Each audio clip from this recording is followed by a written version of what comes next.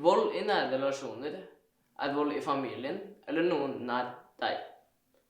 Det kan være en slektning, en kjæreste eller en god venn. Fysisk vold er når du blir skadet eller får vondt. Eksempler på fysisk vold kan være når noen sparker eller slår deg,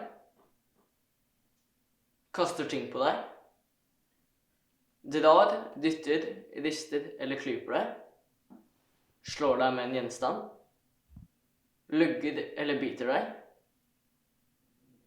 brenner deg med varme ting, tvinger deg til å ha sex når du ikke vil, stenger deg ute i kulden, fester deg til en stol, seng eller låser deg inne på et rom.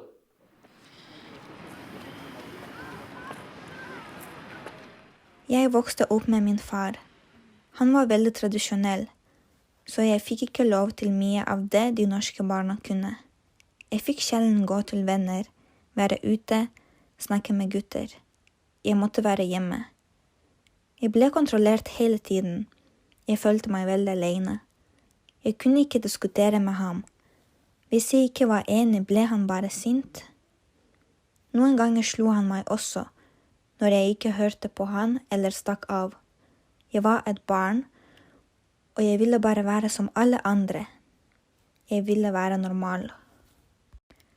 En dag orket jeg ikke mer og ringte til barnevernet. De kom først inn i familien og skulle løse konfliktene i familien. Men det ble ingen endring. Jeg var rundt 13 år da jeg fikk nok. Jeg nektet å bo hjemme mer. Jeg sa at jeg kom til å stikke av hvis barnevernet ikke tok meg med dem. Den første tiden bodde jeg i et ungdomsfengsel, fordi det var ikke noen steder å ha meg. Det var ingen ledige beredskapshjem akkurat da. Da det ble en ledig plass, ble jeg flyttet dit. Så fulgte en tid der jeg bodde i forskjellige beredskapshjem og en fosterfamilie, til jeg var gammel nok til å bo for meg selv. Den siste familien jeg bodde hos, brydde seg ikke. De brydde seg bare om sine egne barn. Jeg følte meg helt alene. De kjøpte ikke engang klær til meg. Jeg måtte kjøpe mine egne med mine ukepenger. Det virket som om de bare brukte meg for å få penger fra staten. Og det hjelp ikke da jeg klaget. Ingen hørte på meg. Et av beredskapshjemmene hadde vært veldig bra, og de ville beholde meg og bli et fosterhjem.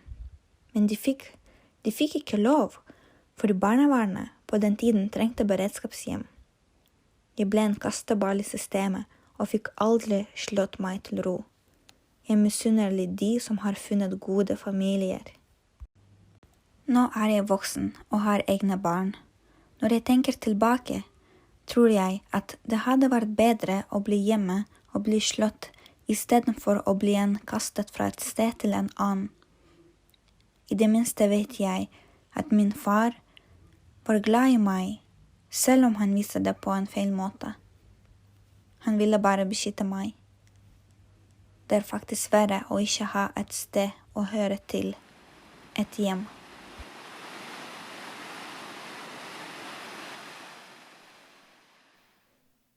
Men det finnes også psykisk vold, noe man ikke kan se eller måle. Hvis noen gjør deg redd, truer deg eller får deg til å føle deg mindre verdt, så kan du være utsatt for psykiske overgrep. Psykiske overgrep kan være når noen skriker eller banner til deg, sier de vil skade deg hvis du ikke gjør som de sier, sier de vil skade noen eller noe du er glad i, truer deg til å gjøre ting du ikke vil, kaller deg stygge ting,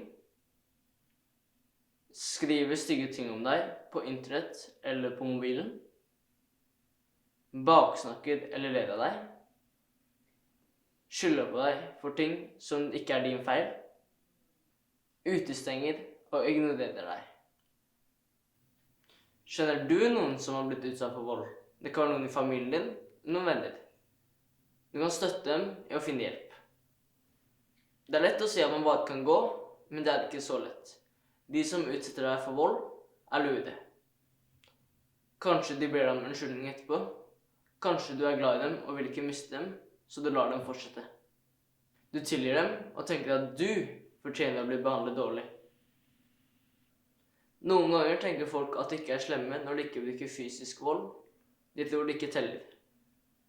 Det kan være verre, fordi psykisk vold kan forårsake frykt, avmakt, skyld, skam og mindreverd, fortvilelse, eller en grunnleggende følelse av å ikke være ønsket eller elsket. Det er feil. Ingen fortjener dette. Husk, det er din kropp. Du vet hva som er riktig. Du må søke hjelp.